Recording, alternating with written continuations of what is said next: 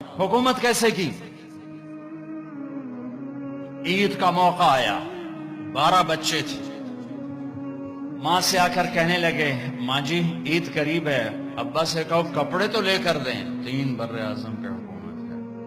माँ कौन है? फातिमा बिन्त अब्दुल मलिक। सियासत की तारीख में इससे बड़ी सियासी औरत कोई नहीं आई, आज तक तो नहीं आई। कल आए हुए तो मैंने पता कोई नहीं, आज तक कोई नहीं आई। दादा बादशाह, बाप बादशाह, 4 भाई बादशाह और खामिंद बादशाह, 7 निस्बतों से शहजादी। उमर घर में तशरीफ लाए। फातिमा कहने लगी, बच्चे कपड़े मांग रहे हैं। उमर कहने लगे, फातिमा मेरे पास तो पैसे नहीं, मैं कपड़े कहां से लेकर? अब दोनों मियां बीवी खामोश बैठे हुए। फातिमा कहने लगी, एक तरकीब मेरे जहन में आई है, कहो। का अगले महीने की तनख्वाह एडवांस ले लें, मैं उससे कपड़े बना लेती हूँ और रोटी का खर्चा मजदूरी करके निकाल लूंगी।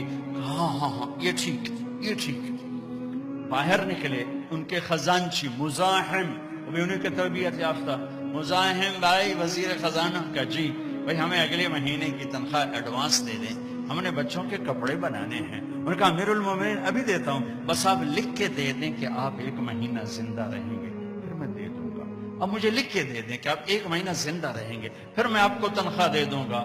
चुप हो गए, एक लफ्ज नहीं बोला। अल्लाह तेरा भला करे।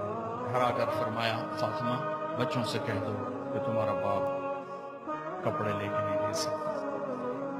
जैसी हुकूमत बनु उमैया ने की है ना इस्लाम में, ऐसी किसी ने नहीं की। धड़ल्ले वाली, चाहे जुल्म सितम वाली थी, धड़ल्ले वाली।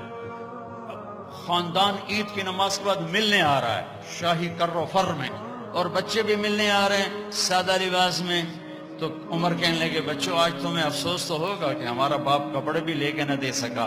इनके एक बेटे थे अब्दुल मलिक, ये बाप से भी 2 कदम आगे थे। कहने लगे, अब्बा जान आज हमारा सर बुलंद है कि हमारे बाप ने खयानत नहीं की, खयानत नहीं की। उसका सिला क्या मिला कि जैसे 14वीं का चांद कब्र में उतर आया हो।